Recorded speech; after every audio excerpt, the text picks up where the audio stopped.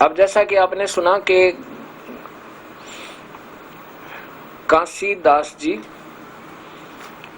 जो कि दामा खेड़ा की गद्दी पर टेम्परेरी एक काम चलाऊ सरकार बनाई थी, और जब वहां से वो आप वहां से चले गए, अपने आप आचार्य है कबीर पंथ का आचार्य स्वयं ही घोषित करके खरसिया में जाकर अपनी न्यारी वहां पर आश्रम गद्दी बना ली। अब ये सोचना पड़ेगा भक्तात्माओं, ये अधूरी मार्गदर्शन, ये प्रभु के कबीर परमेश्वर के विरुद्ध जो साधनाएं की जा रही हैं और करवाई जा रही हैं, जो क्रियाएं हो रही हैं इन पंथ में, तो ये हमें त्यागनी होंगी और प्रभु के चरणों में विधिवत लगना होगा। अब जो नाम दामा खेड़ा की गद्दी पर प्रचलित है वही काशी दास जी वहां पर खरसिया में दे रहे हैं, क्योंकि उसी गद्दी से लेकर के वहां पहुंचे हुए। और वो क्या नाम दिए जाते हैं, और वहां खरसिया की गद्दी से एक लहर तारा तालाब बनारस में उन्हीं की एक ब्रांच आएगी। वहां पर एक मंदिर बनाया है कबीर साहिब की यादगार में कि यहाँ परमात्मा आए थे, एक बालक रूप धारण किया था। उस सच्चाई को बनाए रखने के लिए, उस यादगार को बनाए रखने के लिए वहां कई लाखों रुपए का 20-30 लाख रुपए लगा कर, ज्यादा लगे हो तो भी थोड़े, कबीर साहिब की याद में कि वहां एक कमल का फूल पत्थर का बना रखा है, उसके ऊपर पत्थर की मूर्ति कबीर साहिब की बनाई हुई बालक की। ये तो केवल एक यादगार बनाए रखने के लिए अच्छा स्टेप है, लेकिन अगर नाम नहीं है, विधिवत साधना है नहीं, तो सब की सब व्यर्थ है। और वैसे तो पहले यादगार वहां बनाई रखी थी गंगा शरण जी शास्त्री ने, और उससे पहले के जो संत महंत हुए उन्होंने यादगार तो अच्छी बनाकर रखी हुई है। ये तो बहुत अच्छा किया, इन महंतों का शुक्रगुजार हूं मैं कि इन्होंने कम से कम ऐतिहासिक स्थलों को अपना या रखवाली रखी है। बस ये इतना ही चाहिए था इनको। अब ये नाम देने लग गए, स्वयंभू बन गए, ये इनकी नादानी है। नहीं तो कबीर साहब जब 64 लाख शिष्यों को नाम दे सकते हैं तो क्या उस समय कोई अन्य अधिकारी भी बना सकते थे अपने पैरेलल के, तू वहां नाम देना, तू वहां नाम देना? नहीं कहा उन्होंने, क्योंकि उपदेश देना कोई बच्चों का खेल नहीं है। अपने सिर पर भार रखना और दोषी बनना, इस प्रकार हमने ये बुराई नहीं करनी चाहिए, ये पाप लगेगा हमें। अब जहां देखे वहीं कबीर साहिब के, गरीबदास जी के, घीसा संत जी के, दादू साहिब के, बिना गिनती के संत और महंत सब नाम देते हैं मनमुखी। ये सब शास्त्र विरुद्ध और कबीर साहिब के दोषी हैं। अब देखिएगा, जो एक भक्त ने बताया कि मैंने कबीर धर्मस्थान खरसिया से ही संबंधित लहर तारा तालाब में उदित नाम साहिब जो वहां पर वर्तमान में, उनसे उपदेश लिया है। उन्होंने क्या नाम दिया है ये देखिएगा। ये संध्या मूल पाठ,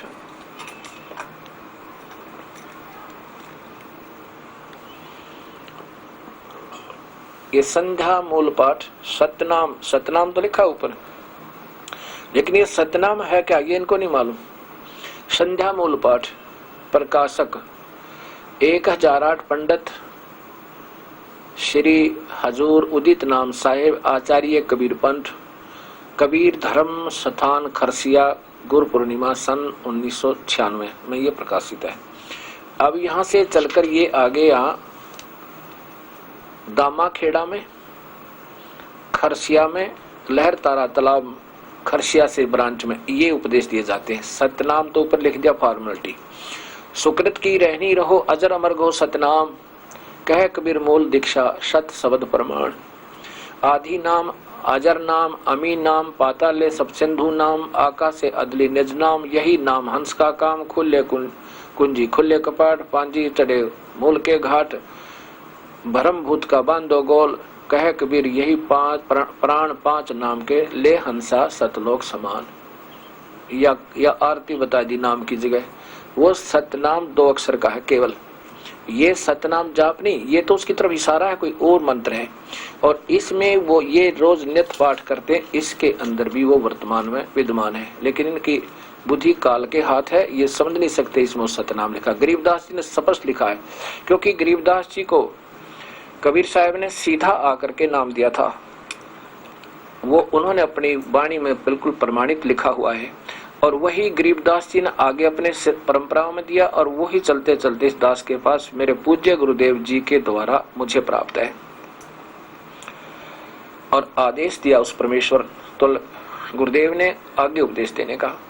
अब वो पहले 5 नाम जो हम देते हैं वो तो प्राथमिक क्रिया है, और 3 सतिथि में नाम दिया जाता है। ये कबीर साहब के सागर, कबीर सागर में आपको दिखाता हूँ। कबीर साहब ने बताया है कि 3 सतिथि में नाम दिया जाता है। प्रथम पेय पदार्थ के माध्यम से मंत्रित करके वो सच्चा कड़िहार, कड़िहार माने यहाँ से निकालने वाला पूरा संत, जो विधिवत मर्यादावत आदेश अनुसार सब कार्य कर रहे हैं, वो संत जिसको आदेश है नाम देने का उस प्रभु कबीर की तरफ से, उससे जो नाम लेगा 3 सतिथि में नाम दिया जाएगा। प्रथम तो पान परवाना, पान परवाना बोलते हैं जो पेय पदार्थ, खान पान, खाना और पीना। पान माने पेय पदार्थ के माध्यम से, जैसे जल, ये दास एक जल को मंत्रित करके सतगुरु आदेश अनुसार, और प्रथम 7 मंत्र का उपदेश दिया जाता है, और दूसरी बार फिर सतनाम दिया जाता है, और तीसरी बार जब हम ये दास देखेगा कि ये बिल्कुल सही योग्य हो गया है तो सारनाम दिया जाएगा। अनधिकारी को सारनाम दे दिया भी जाएगा तो वो विफल होगा। और कबीर साहब ने कहा कि ऐसे अगर सारनाम दे दिया गया और वो नीच आत्माएं आगे फिर उसको खंड कर देंगी, औरों को बता देंगी, यम के दूत उनको फिर आगे देना शुरू कर देंगे, फिर इससे बीच वाली आने वाली पीढ़ियां पार नहीं हो पाएंगी। इसलिए कहा धर्मदास तो 1,00,000 दोहाई, सार शब्द कहीं बार नहीं जाई, सतनाम तक सारनाम तक भी दिया जा सके, शब्द नहीं दिया जाएगा जल्दी से, उसको दिया जाएगा जो अधिकारी होगा। अब यहाँ 3 सतिथि में नाम देने का प्रमाण है कबीर सागर, श्री अमर मूल। ये कबीर सागर को दास ने 3 उनमें सतिथि 4 पार्टों में करा रखा है, उठाने में सुविधा होती है। और ये किसके द्वारा लिखा है ये आपको बताऊंगा, किसके द्वारा संग्रहित द्वारा प्रकाशित है। ये है अमर मूल सत्य अथ श्री अमर मूल प्रारंभ। ये है भारत पथी कबीर पंथी स्वामी युगलानंद द्वारा संशोधित मुद्रक व प्रकाशक गंगा विष्णु श्री कृष्णदास अध्यक्ष लक्ष्मी वेंकटेश्वर टीम प्रेस कल्याण बम्बई। अब इसके 265 पृष्ठ पे ये देखिएगा, पृष्ठ नंबर 265 है। इसमें संकेत है प्रभु का, कबीर साहिब का। तब सत साहिब कबीर वचन बहुत सागर अमर मूल, ये अमर मूल है, इस साइड में देखिएगा, अमर मूल और बहुत सागर। तब कबीर अस कहबे लीना ज्ञान भेद सकल कह दीना, धर्मदास में कहो विचारी और जिहित निभय सब संसारी। सभी संसारी व्यक्तियों को ऐसे ही करना होगा, ऐसे ही निभेगी, ऐसे पार पड़ेगी अगर भक्ति करनी है तो। प्रथम ही शेष होवे जो आई, ताको पान देव तुम भाई। पान पेय पदार्थ के माध्यम से वो वस्तु देनी है जो नाम देना प्रथम। जब देखो तुम दृढ़ता ज्ञाना, ताकू कह फिर शब्द परवाना। वो सत नाम, शब्द माने नाम देना, और शब्द मां ही जब निश्चय आवे तब कह ज्ञान अगाध सुनावे। अब देखो तीसरी सतिथि में ये 3 सतिथि बनती है, 1, 2 और 3। प्रथम शेष हुआ जो आई, ताको पान देवो तुम भाई। जब देखो तुम दृढ़ता ज्ञाना, सेकंड बार तो उसको फिर सत्यनाम, सच्चा नाम देना है, सच्चा शब्द देना है। और शब्द अर्थात नाम को भी शब्द कहते हैं। शब्द माही नाम माही जब निश्चय आवे, ताकू ज्ञान अगाध सुनावे। वो जो सार नाम है अर्थात वो वास्तविक चीज फिर देवे। ऐसे ये प्रमाण दिया है मालिक ने, और ये दास पहले ही ऐसे कर रहा है। ये दास ने तो अभी देखा है, क्योंकि कबीर पंथियों को कबीर सागर से ही स्वीकार्य होगा। जो ये दास कह रहा है उसको ये सत्य मानेंगे, अन्य वेदों और गीता से सत्य मानेंगे, कुछ गुरु ग्रंथ साहिब से सत्य मानेंगे, कुछ गरीबदास जी की वाणी से सत मानेंगे और कुछ पवित्र बाइबल तथा कुरान शरीफ से सत मानेंगे। ऐसे ही उनको उसी ढंग से वो सच्चाई का ब्यौरा देना है, तभी इन प्यारी आत्माओं को ये सत्य स्वीकार होगी। अब कबीर साहब कहते हैं कि धर्मदास तो लाख दोहाई, ये कबीर सागर जीव धर्म बोध, ये है कबीर सागर जीव धर्म बोध, ये है बोध सागर और जीव धर्म बोध। इसमें नीचे लिखा है धर्मदास तो लाख दोहाई, वो सार शब्द बाहर ना जाई। देख कितना प्यार से कहा भाई, ये ना किसी आम व्यक्ति को बताना, बहुत ही अधिकारी, तभी अधिकारी खूब तो परीक्षा ले लेगा जब ये शब्द सार शब्द देना। सार नाम तक दिया जा सकता है, सार शब्द बाहर जो पर है और बिचले पीढ़ी हंस नीतर है। हे मालिक, अब जैसे मान लिया हम किसी को दे दे, बीच का काल के दूत इसको लेकर के देना शुरू कर देंगे नाम, तो वो कहेंगे वो भी तो ऐसा ही नाम देता है, वो बका लेंगे इन बड़ी आत्माओं को। जैसे अब ये सारे पकड़े गए, किसी के पास सच्चा नाम नहीं है, ना कबीर पंथ में, ना गरीबदास पंथ में, ना गीसा पंथ में, और अन्य तो बेचारे भुलाई रखे थे जो अन्य पंथ वाले। युगन युगन तुम सेवा कीनी, ता पीछे हम यहाँ पगदीनी, और कोटिक जन्म भक्ति जब कीना, सार शब्द तब ही पहचीना। अंकुरी जीव जो होए कोई, सार शब्द अधिकारी सोई, और सत कबीर प्रमाण बखाना, ऐसे कठिन है पद निर्वाणा। स्पष्ट कर दिया। अब आगे बताते हैं जो नकली है ना, नाम देने वाले नकली कड़ियार, उनको नरकमठ हो क्या जागा। ये कबीर परमात्मा बता रहे हैं कि उनको नरकमठ हो क्या जागा जो नकली कड़ियार हैं।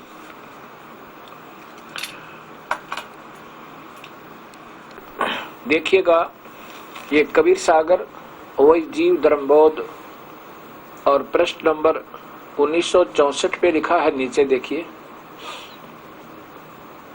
यहां देखिएगा कि अथ शरणागत को वर्णन चौपाई,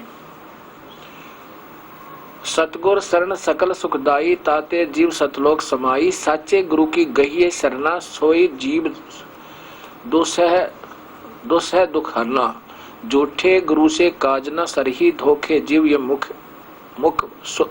यम के मुख पर ही, ये सुख गलती से लिखा है, झूठे गुरु से काज न सरही, धोखे जीव यम के मुख पर ही। अब इसका आपको और दिखाता हूं कि उन झूठे जो गुरु हैं उनके साथ परमात्मा कबीर साहब अर्थात के सलूक होगा। ये देखिएगा, ये कबीर सागर अंबु बोध, देखिएगा अंबु सागर प्रश्न नंबर 48 पे, और इधर से है ये अंबु सागर, ये 48 पृष्ठ पे, कड़िहार वंश चौपाई, मार्त जीव करे बड़ सोरा। ये ऊपर से आ रहा कि जो निकले नीच आत्मा जो नाम देती है झूठे, उनको तब नकली उन दूतों को के द्वारा 84 नाग कुंडों में ठोका जाता है। इनको हम ठाठ, कबीर साहब कहते हैं फिर उन 84 लाख कुंडों में तहाँ जाए हम ठाठ रहावा, देखत जीव विनय तब लावा। वो नकली गुरुओं ने जो नकली कड़िहार बने थे नाम दिया करते, तब वहां में पहुंचा ना 84 कुंडों में ठोक रखे थे, तब उन्होंने क्या वचन किए, कड़हार वचन चौपाई, नकली कड़ियार। मारत जीव करे बड़ सोरा, बांध बांध कुंडन में बोरा, लाख 28 पड़े कड़िहारा। 28 लाख ये नकली नाम देने वाले नीच आत्मा जो जीव के साथ धोखा करती है, यहाँ पर नकली नाम देते हैं और एक अनमोल मनुष्य जन्म को बर्बाद करते हैं। कबीर साहब कहते हैं लाख 28 पड़े कड़ियारा, ये नकली नाम देने वाले ये 28 लाख ठोक रखे कुंड नरक में कुंडों में। बहुत कष्ट तय करत पुकारा, 28 लाख पड़े कड़िहारा, बहुत कष्ट तय करें पुकारा। हम भूले स्वार्थ के संगी, वो गए मालिक हम तो स्वार्थ में मान बढ़ाई में भूल रहे थे, अब हमरे ना ही अर्धंगी, अब तो हमारे यहाँ कोई भी कोई ना हमारा साथी भी नहीं है। हम तो मरत अग्नि के झारा, अंग अंग सब जरत हमारा। कौन पुरुष अब राखे आई, करत गुहार चक्षु ढल जाई। हे मालिक हमारी तांख फूट गई रो रो के, अब हमारा कोई दया करे हमारे ऊपर। अब ज्ञानी वचन, करुणा देख दया दिल आवा, अरे दूत त्रास भास दिखावा, जीव अचेत बहे अज्ञाना, और गए शब्द अति कीन गुमाना। जब तक अंडी पाक रहे थे, गुमान अभिमान में नहीं मान रहे थे। 84 दूतन कह बांधा, शब्द डोर 14 यम फांदा सांदा। 14 जो यम के दूत से, वह भी तब ज्ञानी सबहन कह मारा, तुम तो जीवन के बंटवारा। कहते तुमने जीवों के साथ धोखा किया, निकम्मी आत्माओं। इन कड़िहारों को कह रही है बंदी छोड़, तुम तो जीवन के बंटवारा माने ठग, उनके साथ धोखा किया तुमने। हमरे साधन तुम भरमावा, होए हमारी सब साधनाओं को तुमने भरमा कर रखा था। पल पल सुरत जीव बगड़ावा, पल पल में तुमने धोखा दिया उनके साथ। गह चोटी दूतन घिसियाए, यम और दूत विनय तब लाए। कहता मन ने भी उनको गढ़ा घेर के, चूक हमारी बख्श कर लीजिए। अब दूत कड़ियार 28 लाख बने फिरे थे, वह काल के दूत बन गया के। चूक हमारी बख्श कर लीजिए, मन माने तय आज्ञा कीजिए। हम तो धनी कहे जस की ना, कहते हम तो उस काल ने भेज रखे थे, उसने कहा ऐसे हमने कर दिया। सो हम वचन मान सिर लीना, अब नहीं हंस तुम्हारा विग्रावा। कहते आज्ञा आपके हंस को हम बिगाड़ा कोई ना। ये सब नाम कबीर साहब के बिगाड़ने वाले, हंस को बिगाड़ने वाले अब दूत हो रहे हैं सब के सब। नाम गहे सो लोक सिधरावे, विनती कीन करे बड़ सोरा। हम तो नहीं करत कुछ जोरा, जस चाहो कीजे सतज्ञानी। हम तो हाथ तुम्हारे विकानी। आप देखो कबीर साहब की वाणी है ये, कि ये नादान संत अपना कर्म बिगाड़ रहे हैं, इनके ऊपर काल प्रभावी है, इनकी महिमा बनेगी। 1 लाख 2 लाख 20 लाख 25 लाख करोड़ संत हो गए, अब ये नहीं मान सकते। प्रत्यक्ष पता भी लग जाएगा कि वास्तव में हम अधूरे हैं, लेकिन वो काल फिर अंदर रहेगा और कहेगा नहीं नहीं अब बेइज्जती हो जाएगी। बेइज्जती तो नरक में पड़ेंगे जब होगी, और गधे कुत्ते सुअर बनकर धक्के खाएंगे जब होगी। अब तो संता के इज्जत और बेइज्जती नहीं होती, वो तो इससे दूर होकर फिर प्रभु की तलाश करते हैं, और जब भी मार्ग मिल जावे उसी समय अपना तुरंत फैसला करते हैं। जैसे गुरु नानक देव जी को पता चल गया था कि धानक छोटी जाति का है कबीर साहेब, लेकिन कभी नहीं भगवान आए हुए थे, अपना कल्याण सामने दिखाई देता, कभी जाति और मजहब नहीं देखा। उन्होंने तो जाति और कुल को खत्म किया और सबसे कहा कि कोई हमारा मजहब नहीं और कोई हमारी जाति नहीं, हमारी जाति केवल जीव है और मानव हमारा धर्म है। यदि हम भक्ति कर गए तो हमारा बेड़ा पार है, अन्यथा ये मान बढ़ाई के कारण यही उलझ जाएंगे और उसमें फिर दुख पाएंगे। ऐसे ही स्वामी रामानंद जी ने जब कबीर साहब से पता लगा कि हम गलत साधना कर और करवा रहे हैं, उसी दिन त्याग दिया और 1400 ऋषि थे, ऋषि जिनको प्रचार करने का आदेश दे रखा था संत बना के, उन सब से कह दिया, और उनसे जो अनुयायी बने हुए थे उन सब से कह दिया कि आज के बाद मैं किसी का गुरु नहीं हूं, और यदि तुमने कल्याण चाहिए तो ये कबीर परमेश्वर सामने आए हैं, इनसे उपदेश ले लो। अपना वजन वहीं डाल दिया था। ठीक है, अनजान पने ना जाने किस पर के बन जा, और तुरंत अपना सुधार करना चाहिए।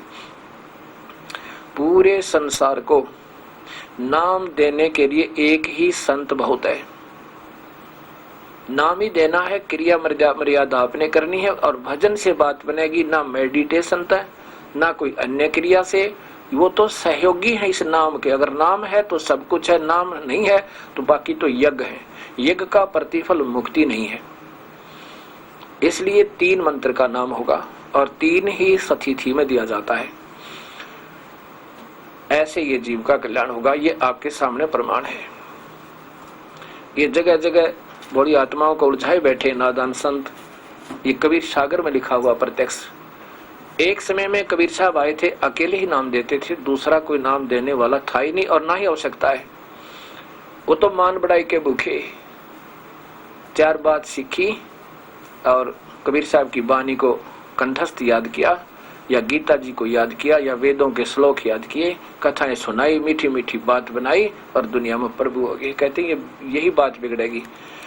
गरीबदास जी कहते हैं बीजक की बात आ कहीं बीजक ना ही हाथ, ये पृथ्वी डोबन उतर रे भाई कह मीठी बात है। कहते हैं बीजक की बात आ कहें, गरीबदास जी कहते हैं बीजक की बात आ कहें बीजक ना ही पास, औरों को प्रमोद ही ये आप जाओ निराश। औरों को तो ज्ञान देते हैं और स्वयं ही निराश जाएंगे। कबीर साहब कहते हैं पंडित और मसालची दोनों सूझे ना, औरन को करे चांद ना रहे आप अंधेरे वाह।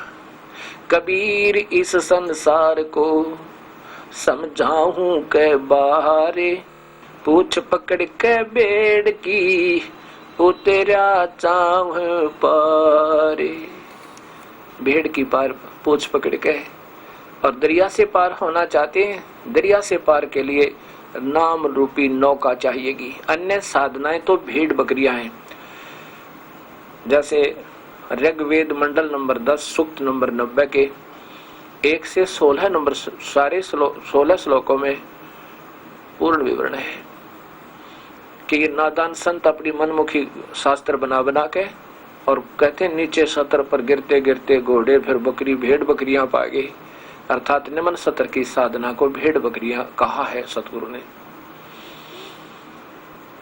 तीर्थ कर कर जगमोया उड़े पानी नामे, नाम नाम नाम ना जप्या काल घसीटे जावे। एक नाम ने छोड़ के अन्य साधना जो भी जैसी कर रहा है वो सब व्यर्थ है। और नाम भी सच्चा हो, पूरे संत से हो, पूर्ण परमात्मा का आदेश हो नाम देने का, तब ही वो सफल होगा, अन्यथा नहीं होगा। इस दास ने कोई शौक नहीं था नाम देने का। मैं तो अपनी सर्विस किया करता था, नौकरी करता था, नाम मुझे मिल गया था, गुरुदेव की कृपा होगी थी, और अपनी तय दिल से प्रभु की भक्ति कर रहा था और कोई संशय नहीं था। खूब मुझे तो प्रभु पाने के बाद, प्रभु पाने के लिए घर नहीं त्यागा दास ने। प्रभु तो मालिक ने नाम मिला दिया, उसकी सारी सतिथि बता दी, बहुत ही शीघ्र उपलब्धि होगी थी। उसके बाद उस परम पिता परमेश्वर कबीर साहब के आदेश से उन्हीं के प्यारी आत्मा मेरे पूज्य गुरुदेव ने इस दास के ऊपर यह भार डाल दिया। उनके लाखों शिष्य थे और ऋषि संत भी बने हुए थे, वो कपड़े लाल पहन गए, लेकिन उस परम पिता ने उनको आदेश नहीं दिया। इस दास के अंदर 2 करोड़ के जीव के अंदर ना जाने क्या देखा उस मालिक ने। दास तो यही कहेगा कि गुरु मेहर करे तो कागा तो हंस बना दे। मैं तो काग था, दुर्बुद्धि जीव था, मालिक ने कृपा की, इसको काग को हंस बना लिया अपने को। अब मेरे पूज्य गुरुदेव का चित्र देखियो, 113-14 साल की आयु उनकी, वह शरीर छोड़ा इन्होंने। ये मेरे परवरदिगार सतगुरु रामदेवानंद जी बैठे हैं। इनकी उस समय जब इस दास को आदेश दिया लगभग 113 वर्ष की आयु थी। फिर 2.5-3 वर्ष तक दास के साथ रहे, फिर अपना बिल्कुल आराम से 40 दिन मेरे पास दास के पास रही यहाँ जींद। उसके बाद तलवंडी फिरोजपुर जिला पंजाब में जाके 24 जनवरी को गए थे, 25 को विश्राम किया, 26 जनवरी को बिल्कुल ऐसे बैठे बैठे शरीर त्याग गए थे। ये ऊपर देखिएगा, स्वामी रामदेवानंद जी महाराज इस दास को नाम उपदेश देने की आज्ञा देते हुए, ये दास जब नौकरी करता था जेई यानी जूनियर इंजीनियर की पोस्ट पे था, और इस परम पिता परमात्मा ने इतना बार सौंप दिया, मेरा पसीने आ गए। फिर कहा था कि मैं तेरे साथ रहूंगा, चिंता मत करना। इस प्रकार ये दास ने इन्हीं की रजाते, इन्हीं की कृपा से ये जीव उद्धार का कार्य प्रारंभ किया। इन्होंने ही करवाया, ये दास कुछ नहीं कर सकता। और इनके अंदर वो ईश्वरीय शक्ति कबीर परमेश्वर ही समझो समाये हुए, अर्थात उनकी शक्ति काम कर रही थी। ये सारा आशीर्वाद इस दास को देगे और कहा कि मैं तेरे साथ रहूंगा, घबराना नहीं।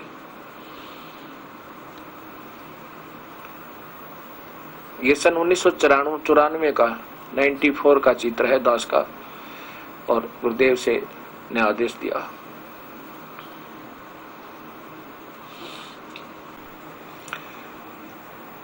इस दास ने 1900 फरवरी 1988 17 फरवरी 1988 को उपदेश प्राप्त हुआ। उसके बाद इस दास ने एक अपने मकान की गैलरी के ऊपर एक कमरा बनवाया, यानी उस गैलरी को ही छापा, आगे आंगन रखा एक बैठक के छत के ऊपर, उसमें अपनी पूजा स्थल बनाया, वहां ज्योत लगाता, और साथ में अपने प्रभु कबीर साहब, गुरुदेव जी के, गरीबदास जी के यानी फोटो रखे हुए थे। 1989 में ये बनाया ऊपर गैलरी, और उसके ऊपर आगे आमने सामने 2 खिड़की लगवाई। एक खिड़की गली में खुलती थी, एक आंगन में खुलती थी, ऊपर की खिड़की यानी गली में थी। तो वहां पर कमरा बनाने के बाद जाली लाया, जाली लोहे की जाली जो खिड़कियों के ऊपर झांकियों पर लगाते हैं, विंडोज पर, मच्छरों के बचाव के लिए लोहे की तारों वाली जाली। तो मैंने उसका साइज नापा, दोनों झांकियों का एक साइज था, दोनों को नापा, और नाप करके इधर रोहतक शहर की बात है, एक उस जाली वाले दुकानदार से कहा कि भैया इस कागज के ऊपर ये मेजरमेंट लिखी है, पैमाना ये माप कर दिया हुआ है मैंने, इसके अनुसार 2 जालियां काट दे इस साइज की। और मैं उसको कागज देकर के वो जो इस पे लिखा हुआ था आगे किसी कामवश चला गया स्कूटर पे, जो 2 व्हीलर होता है, कुछ सामान और लेकर के आया, वापस आया तो दुकानदार ने वो काट के बांध के पैक करके रखी, मैं उठा के चला गया। जाकर के वहां पर वहां किराएदार रहा करता था दास के मकान पे, और साथ में बड़ा लड़का उसमें 12-13 वर्ष का था। उनसे कहा कि आप ये दोनों आमने और सामने ये जाली कीलों से ठोक दो। उन्होंने जब कोशिश की लगाने की तो बताया, मेरे को आवाज दी कि पापा ये तो जाली छोटी है। मैंने कहा नहीं भी माप कर लाया मैं। अब उन्होंने क्या किया कि 8 इंच कम काट दी, वो 2 फुट 8 इंच थी, 8 इंच उस नौकर ने, उस दुकानदार के ने कुछ गलती लगी, उससे 2 फुट काट दी, 8 इंच छोड़ दी, यानी 2 फुट चौड़ाई कर दी, 2 फुट 8 इंच की जगह ऊपर पूरी वैसे पूरी कर दी, वो सही काट दी। दोनों ऐसा ही कर दिया। फिर मैंने खूब देखा, ऐसे भी करके उसको, ऐसे भी करके, फिर दूसरी को भी देखा, दूसरी खिड़की, दूसरी विंडो पर, झांकी पर भी देखा, लेकिन वो दोनों छोटी पाई। उस समय उसको उनको उठा के और सटोर था रसोई के ऊपर, उसमें डलवा दिया। भाई कोई बात ना तो किसी के साथ झगड़ा हो सके, ना कह जाता हमारे तय, ठीक है जैसा था वो ठीक हो गया, ना वो वापस लें फिर कहेंगे हमने पूरी दी थी, हमारे कोई काम नहीं। इस उद्देश्य को जानकर भाई अपने सिर में दर्द नहीं करना, हम प्रभु के भक्त हो गए। ऐसे सटोर में डाल दिया। तो 6 महीने के बाद एक रेनी सीजन, वर्षा का ऋतु पार हो गया उसके ऊपर के, उन जालियों को जंग भी लगा हुआ था। जब ये मैं आपको बताता हूँ क्या कहानी बनी। इस दास ने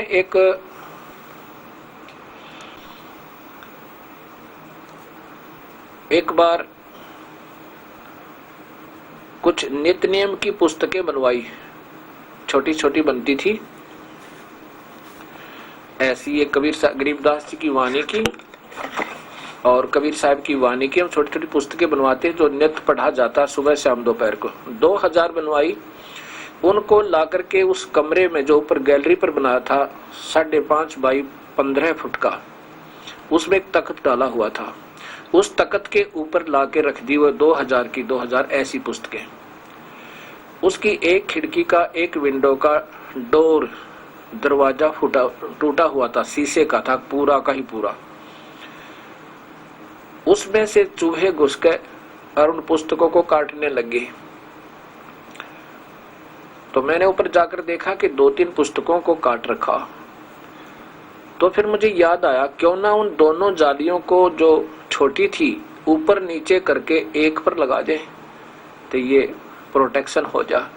ऐसा सोचकर मैंने अपने बड़े पुत्र से कहा कि भाई ऐसे करना, इस दोनों की दोनों जो वो जालियां थी ना छोटी ऊपर रखी थी, बड़ी पूरी नहीं थी, उन दोनों को ऊपर नीचे करके और इस एक विंडो पर पूरा कर दो। चूहे घुस रहे हैं और पुस्तकों को काट रहे हैं। ऐसा कहकर ये दास चला गया अपनी नौकरी पे, ड्यूटी पे। शाम को आया।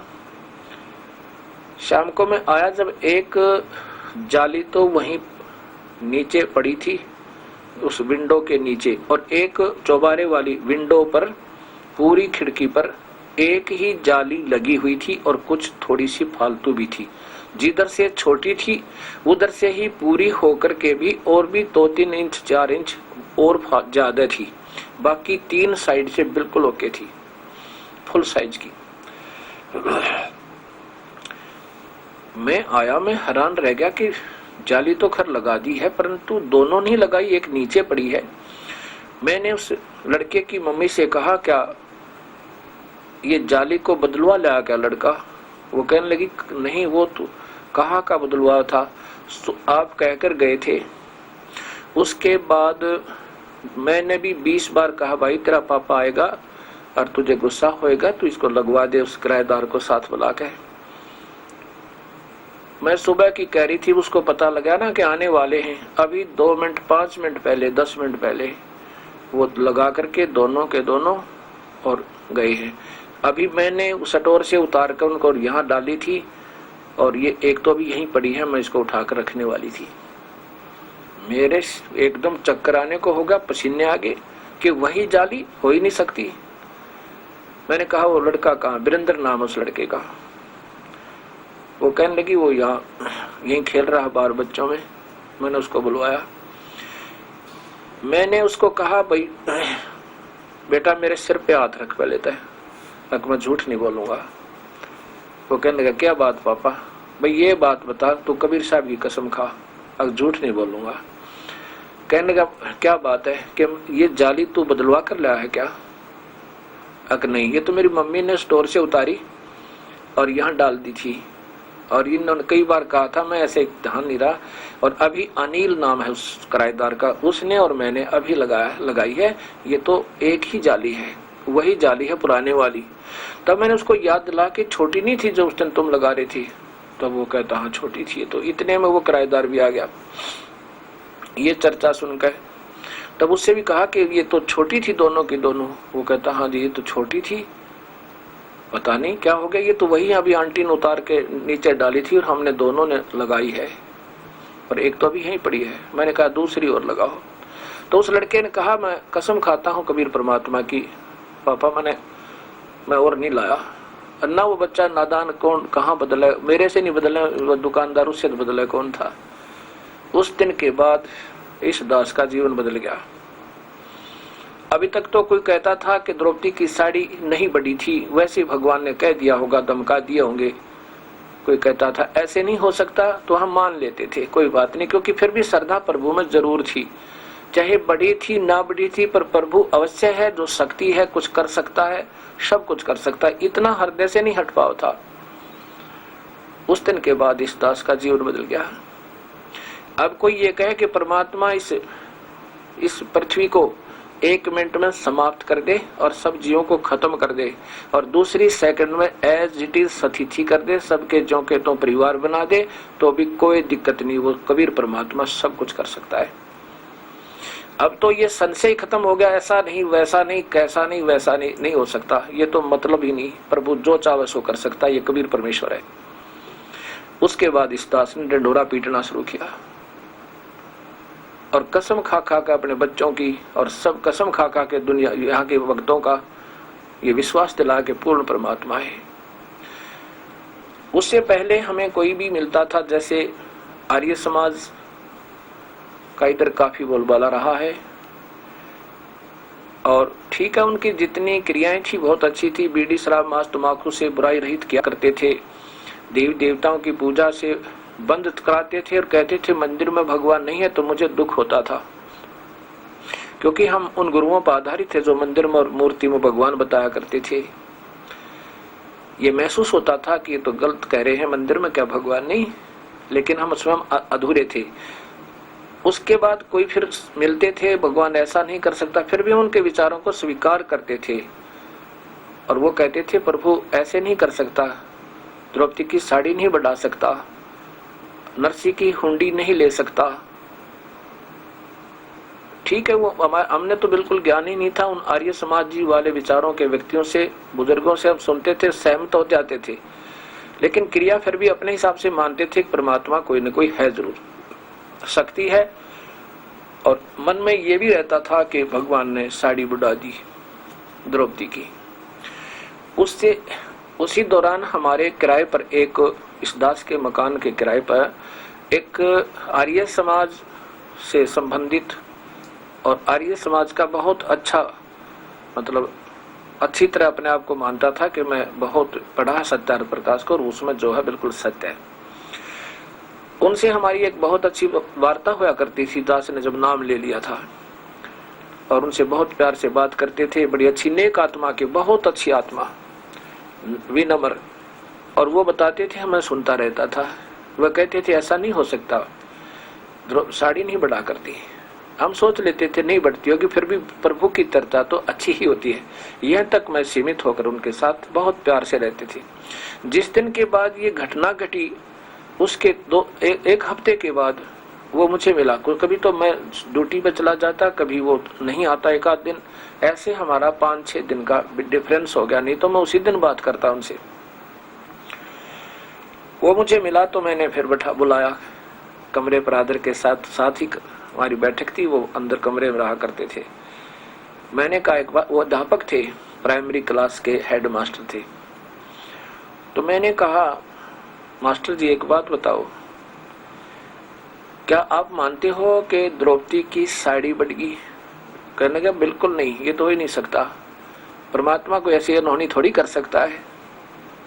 फिर मैंने कहा जी मैं अपनी आप बीती बताऊं आपको। बताओ। मैंने वो बच्चों की मम्मी भी बुला ली और वो लड़का भी बुला लिया और वो किराएदार भी बुला लिया और दास हाजिर था ही। मैंने उनको सारी कहानी बताई कि ये देखो, ये आपके सामने ये जाली बढ़ गई। वो कहता ये तो पागलों वाली बातें हैं, मैं नहीं मान सकता इन बातों को, कभी नहीं हो सकता। यानी बहुत प्यार से बोला करता मेरे तय, पर उस दिन एकदम 100 पर पारा गया, एकदम अनाइट हो गया। कहने लगे आप करके दिखा जब मानू। मैं तो सहम गया कि तो बहुत प्यार से बोला करते थे, आज एकदम के चक्कर हो गया। मैं कहने लगा जी कोई बात ना, ये तो मेरे सामने घटी है, कोई मैं बालक ना। मैं बोला मैं इंजीनियर हूँ, जूनियर इंजीनियर, और कोई बच्चा नहीं मैंने बड़ोले, और कोई मुझे स्वार्थ नहीं कि मैं वैसे ही आपको कहकर मैंने लेना कि आप तय। पहले नहीं कहा मैंने कभी आपसे, तो मैं भी थोड़ा सा सख्त हुआ, पर वो थोड़ा सा नरमा के हंस के कहने लगा मैं बताता हूँ। ऐसी बात चलती रही, पर वो ऐसे करता है, ऐसा नहीं कर सकता है, प्यार से समझावे। फिर वो ऐसे ही करते करते कहने लगा मैं बताता हूँ आपको योगी पुरुषों की कथाएं कैसी होती है। मैं बोला जी सुनाओ। पर मुझे उसकी बातें फीकी लग रही थी उसमें, क्योंकि मेरे साथ वो घटना घट गई थी। मैं तो कोई अब कुछ भी बताओ पर मैं नहीं मान सकता। फिर भी हमदर्दी के नाते मैं उनकी बात सुनने लग गया, शिष्टाचार के नाते मैं कोई बात नहीं, कहने दो, नहीं मानते हैं तो कोई दबाव थोड़ा किसी पे। वो बताने लगा कि महर्षि दयानंद जी इतने योगी पुरुष थे कि योग अभ्यास के द्वारा आसन पद्म लगा के और ऐसे श्वास रोक के प्राणापान की क्रिया से और छत के सिर लगा देते थे और फिर वापस आ जाते थे, यानी ऐसे इतने ऊंचे उठ जाते थे जमीन से। एक दिन उनका रसोईया खाना खिलाने के लिए पूछने के लिए गया, स्वामी जी खाना कब खाना है? देखा तो कमरे की झांकी खुली थी, खिड़की, उसमें से देखा कि स्वामी जी ऐसे छत के सिर लगा रहे हैं और वापस आ रहे हैं। उसने बाहर से 2-3 व्यक्तियों को बुलाया और आश्रम वालों को बुलाया, उन्होंने भी देखा तो कहता है वो मास्टर जी के ये होते हैं योगी पुरुष। मैंने कहा बिल्कुल झूठ, हो ही नहीं सकता, कभी नहीं हो सकता। मैं बोला नहीं क्यों? मैं बोला आप करके दिखाओ, आप करके दिखाओ, अभी जब जान मानूंगा आपको कि बिल्कुल ठीक है। फिर वो हंसने लग गया, कहने लगा आप तो भी सियाने गणे हो गए। मैं सियाने के, आप तो जो कहते हो वो तो सारी सत्य है, मैंने आपसे लेना देना क्या है? ठीक है नहीं मानना तो मत मानो, को दबाओ थोड़ा किसी पे। फिर ये क्या मतलब हम कहें वो गलत तुमको सारी सच्ची। तो इस प्रकार ऐसा नहीं कि महर्षि दयानंद ने छत के सिर लगा दिया होगा, कोई बड़ी बात नहीं। सुखदेव ऋषि तीनों लोकों में चला जाता था योग समाधि तय, योग अभ्यास प्राणपान की वायु को कंट्रोल करके और ऐसे, लेकिन फिर भी मुक्ति ना थी। 84 में जाना था, जब नाम उपदेश राजा जनक से वो सुखदेव ऋषि नहीं लेता, तो योगी नहीं लेता। तो ऐसे प्रमाण कबीर साहब ने, गरीबदास जी ने हमारे को दिए हैं। उस दिन के बाद इस दास का जीवन बदल गया। अब ये सत्यार्थ प्रकाश महर्षि दयानंद सरस्वती द्वारा लिखा है। इसमें किसी ने पूछा क्या नरसिंह जी की हुंडी भगवान ने आकर ली थी? ये कहते हैं कभी नहीं हो सकता, ये कभी हुआ करे।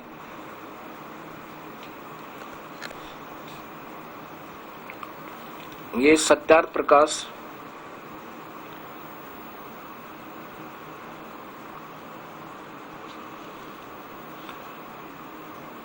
ये महर्षि दयानंद सरस्वती स्वामी रचित। अब देखो, वैदिक पुस्तकालय प्रकाशक है वैदिक पुस्तकालय दयानंद आश्रम केशरगंज अजमेर, ये इनके प्रकाशक हैं। इसके पृष्ठ नंबर 337 समोल्लास एकादश, यहाँ देखिएगा एकादश समोल्लास 337 पृष्ठ पे देखना, 137 ना 337 पृष्ठ पे किसी ने प्रश्न किया कि द्वारका जी के रणछोड़ जी की जिसने नरसिंह मेहता के पास हुंडी भेजी दी और उसका ऋण चुका दिया इत्यादि बात भी क्या झूठ है? उत्तर महर्षि दयानंद जी का, किसी साहूकार ने रुपए दे दिए होंगे, किसी ने झूठा नाम उड़ा दिया होगा, श्री कृष्ण ने भेजे। जब संवत 1914 में वर्ष के तोपों के मारे, ये तो आगे अपने अटकलें लाई है, भगवान जो है ना मूर्त ऐसे नहीं कर सकता, भगवान ऐसे नहीं कर सकता।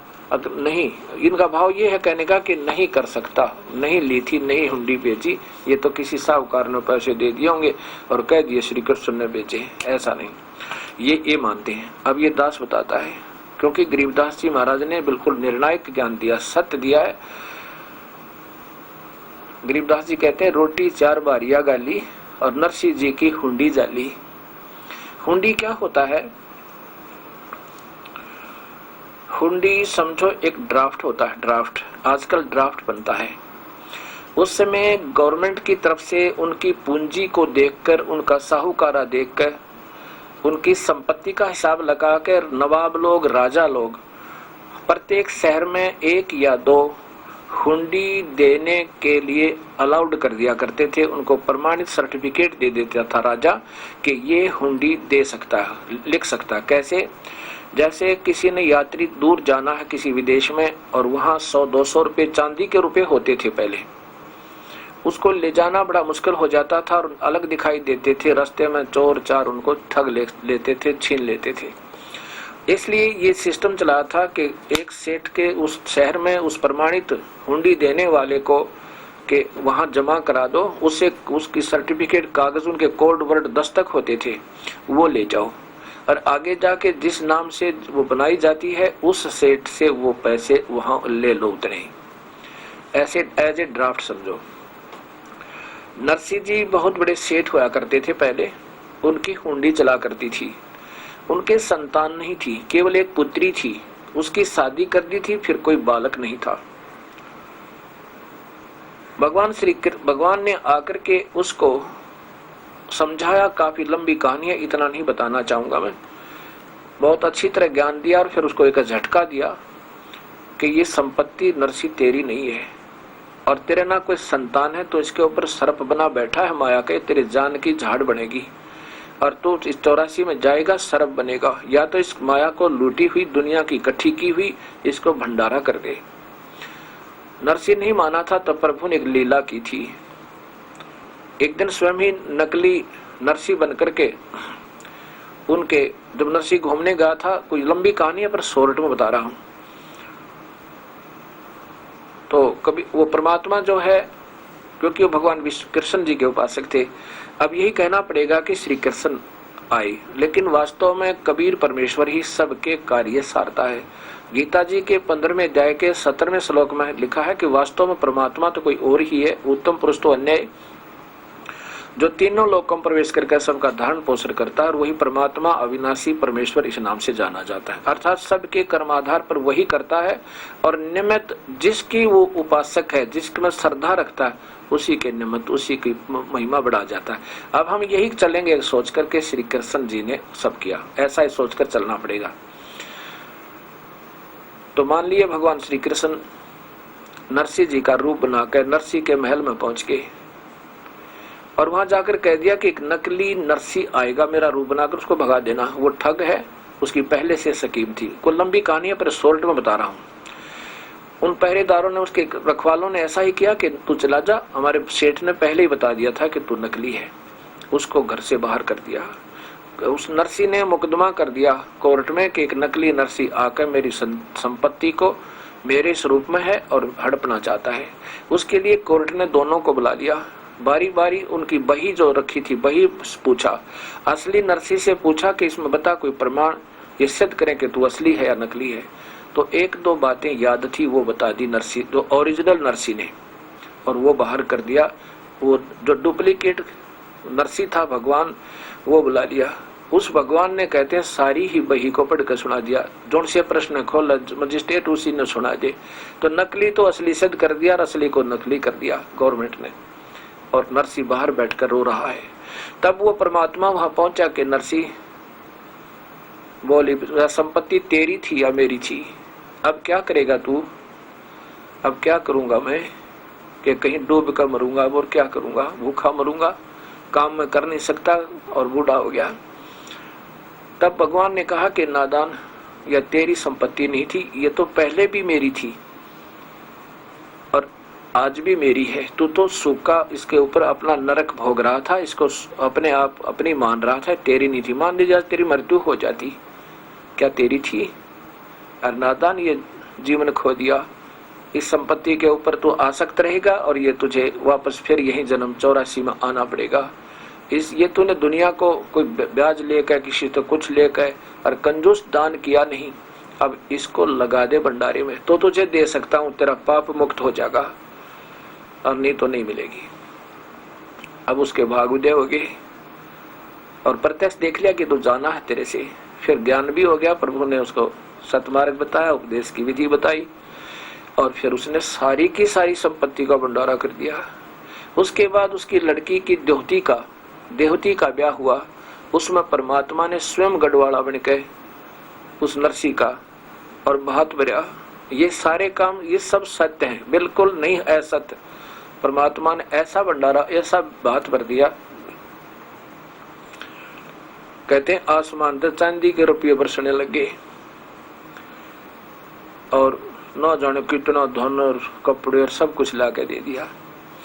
अब वो सेठ नरसी जो नहीं रहा और जंगल में उसी गांव की बनी में एक झोपड़ी डालकर पति पत्नी अपना भगवान भक्ति में लीन रहते थे।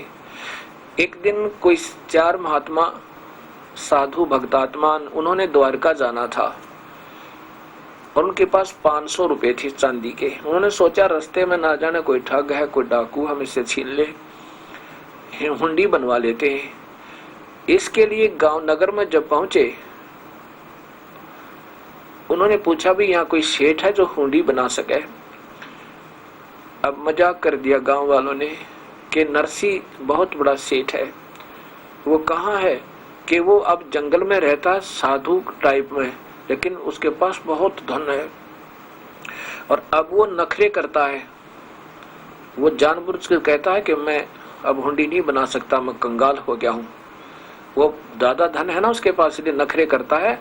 आप ज्यादा प्रार्थना करोगे तो उस बना देगा, अन्यथा नहीं बनाएगा। और कोई उसमें हुंडी बनाने वाला उस नगर में था नहीं उस समय।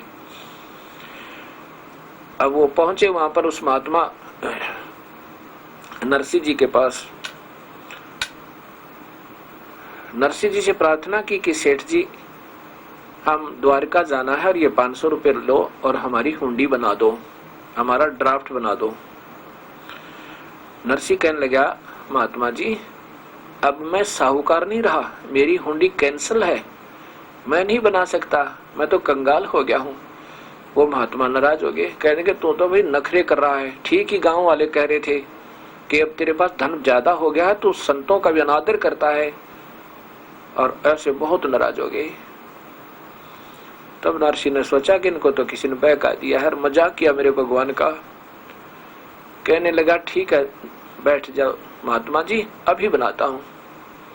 उसी समय लेकर कागज और अब लिख दिया सांवल साहा, सांवला सेठ यानी श्री कृष्ण भगवान सांवल साहा, और द्वारका में उसके नाम चढ़ा करके आप 500 रुपये इन महात्माओं को दे दीजिए, मैंने वो 500 रुपये मेरे पास आपके जमा है।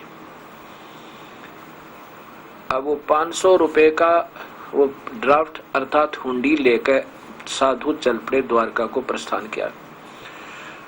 उधर से नरसिंह जी ने क्या किया, उन 500 रुपये का भंडारे का सामान मंगा लिया, घी, खांड यानी बूरा, चीनी, जोसेबी और आटा है, सब्जी बनवा के और भगवान के निमित्त एक भंडारा करवा दिया कि भाई आज भंडारा करेंगे। तो बहुत से भक्त आत्मा आगे और उनका भंडारा कर दिया। 500 के 500 का सारा सामान मंगा के सारा वितरित कर दिया। अब वो चारों के चारों साधु वहां पहुंचे द्वारका में। वहां हुंडी दिखावा कि कोई सांवल नाम का सेठ है। नगर वाले कहाँ से, पहले तो वो सेठ देखकर उस हुंडी को कहने लगे, अरे बहका दिया, ठग लिया तुम्हें, तो ये तो कंगाल हो गया है, कंगाल नरसिंह, अब इसकी हुंडी नहीं चलती, दुनिया को ठगने लगा है, ये ठग लिए ना तुम्हारे 500 रुपये। तब वो महात्मा कहते हैं, भाई ऐसी बात नहीं है, वो ठग तो नहीं है, उसने तो मना कर दिया था कि भाई मेरे पास अब मेरी हुंडी नहीं चलती, पर हमने मजबूर गना कर दिया, हम नाराज हो गए। उसने सोची प्रभु की प्यारी आत्मा नाराज हो जाएंगी, क्यों ना उस मालिक के नाम लिख दूं ना। तो उसने भाई लिख दिया, जैसा भी कर दिया, पर वो ठग नहीं है। इस सोच करके उन्हें सारे ही नगर में, द्वारका में सब जगह ढूंढ लिया। सब मजाक करें, कहने लगे वो तो ठग है, उसने लूट लिया तुम्हारे को, यहाँ कोई सांवल नाम का सेठ नहीं है।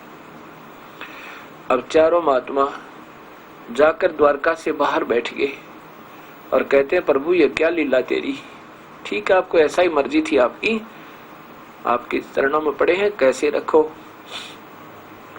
उधर से नरसिंह जी ने देखा अपने ध्यान तक कि महात्माओं की हुंडी प्रभु ने आके दी के नहीं दी, पैसे दिए क्या नहीं दिए, नहीं दिए, देखा बेचारे चिंतित बैठे। तब अपनी पत्नी से नरसिंह ने कहा कि जो 500 रुपये का महात्माओं ने हमें दिए थे उनका सारा सामान आया था, उसमें से कुछ बचा तो नहीं है।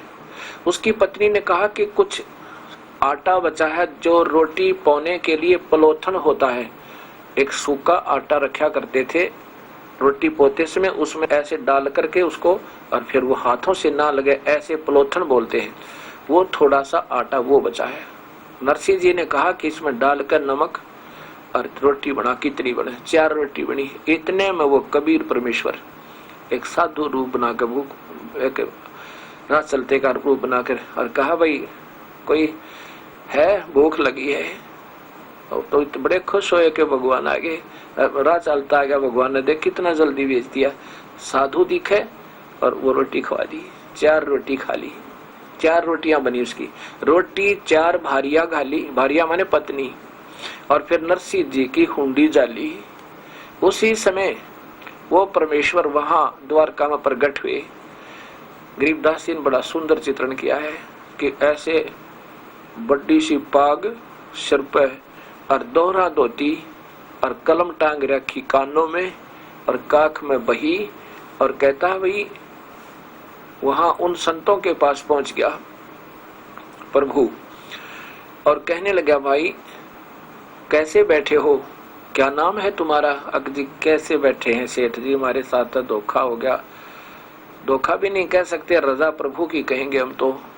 एक नरसी नाम का भगत सेठ था, अब वो कंगाल हो गया और उसने 500 रुपये, वो तो मना करे था बेचारा, पर हमने ही उसको ज्यादा जोर दे दिया। और ऐसा नहीं है उसके पास यूं के यूं रखे पाएंगे, हम जाएंगे तुम्हें मिल जाएंगे, इतना भी हमें विश्वास है, पर हमने ज्यादा तंग कर दिया उसको, इसलिए डरते ने बेचारे ने लिख दी चिट्ठी। पर अब यहाँ कोई सांवल नाम का सेठ नहीं है। तो भगवान कहता अरे कौन कहता सांवल नाम का सेठ नहीं, मैं रहा भाई, आओ तुम्हें 500 रुपये देता हूँ, आ जाओ वहां दुकान पे। उस समय लिए नहीं दिखा था प्रभु, बाजार में ले जाकर, और जो न मना करे थे ना कि कोई सांवल नाम का सेठ नहीं है, झूठ बोलता है, नरसी वो पाखंडी है, ठग है, उन्हीं के सामने कहने लगे उन महापुरुषों से, संतों से कहा भगवान ने कि अपनी चादर बिछाओ। उन्हें चादर बिछाई और भगवान ऐसे एक सुना को उन सेठों ने 2, 3, 4, 5 ऐसे 500 रुपये गिने, कटाके उठे, चांदी के नए नए नोट, और सब खड़े हो देखे और कहने लगा महात्मा जी उस नरसी भगत ने, नरसी सेठ को कह देना कि कितनी जितनी चाहे हुंडी भेज देना इस मेरे नाम पे, इस दास के नाम पे, और सारी हुंडी दे दूंगा, और चिंता ना करे, यूं जरूर कह दियो जाके। इतना कहकर वही अंतर ध्यान हो गए प्रभु। अब ये कहते हैं ऐसा नहीं हो सकता, वैसा नहीं हो सकता, फिर प्रभु कर क्या सकता है? या प्रभु 10 फुट लंबा नहीं कूद सकता तो कौन प्रभु न मानेगा? तो भाई ऐसे ये नास्तिकता की तरफ परमात्मा की प्यारी आत्माओं को अब ये कलयुगी ऋषि और संत महंत ऐसे कर रहे हैं। परमात्मा की कथाएं ज्यों की त्यों हैं, परंतु हम हमारी बुद्धि अधूरी हो जाने से हम उन क्रियाओं को सही नहीं कर रहे जिससे प्रभु प्रसन्न हो जाए, और जिससे वो फिर ये प्रभु वाले काम किया करे। तो परमात्मा जो चाहे सो कर सकता है। जब हम भक्ति कर रहे हैं और विश्वास नहीं प्रभु पे, एक समय की बात है, ये कथाएं समझो चाहे बनावटी समझो, परंतु इनमें कुछ शिक्षाएं भरी होती हैं, वो सत्य होती है। कहते हैं नारद जी विष्णु लोक से आया करते थे और एक जंगल में 2 महात्मा भक्त, जंगल में कहो किसी गांव में शहर में भक्ति कर रहे थे, जैसा भी, जंगल में कहना या गांव में कहना एक ही बात है। एक तो 40 वर्ष से दाढ़ी दूढ़ी बुढ़ा रखी, बड़े भावुक और बड़ा बिल्कुल शांत स्वभाव का, और दूसरा 4 वर्ष से प्रभु भक्ति में लीन था। नारद जी आते थे, उनके पास प्रभु की चर्चा किया करते थे और बड़े आनंद मगन से उनके समय व्यतीत हो रहा था। उनका थोड़ी दूरी पर अपना स्थान था। पहले नारद जी बड़े के पास आते थे, फिर छोटे जो 4 साल का लगा हुआ था उसके पास जाते थे, और फिर वापस अपने स्वर्ग लोक चले जाते थे। एक दिन नारद जी ने भगवान विष्णु से कहा कि प्रभु आपका वहां पर 2 भक्त रहते हैं, ओहो कुर्बान है आपके ऊपर, उनमें से एक तो बहुत ही अच्छा है, हाँ बहुत कुर्बान है आपके ऊपर, दोनों के दोनों। भगवान विष्णु ने कहा कि नहीं, उनमें से एक तो भक्त है और एक नहीं है। अब नारद जी ने कहा कि ठीक है, हाँ होगा जी, ऐसा ही होगा, वही ना जो 40 वर्ष से आपके चरणों में अर्पित है, वो तो सही भक्त है। विष्णु जी ने कहा नहीं, वो भक्त नहीं है, भक्त वो दूसरा जो 4 वर्ष वाला है। अब नारद जी भगवान के मुख की तरफ देखे, कहा जी ये क्या बात कही भगवान ने, ऐसे गतिशील स्वभाव और बहुत ही प्रभु पे विश्वास, क्या बात की। फिर कहता भगवान आपको धोखा लगा है, नहीं वो तो बहुत ही आपके ऊपर कुर्बान है, वो तो हर बात में आपसे ज्यादा किसी को मानता ही नहीं है।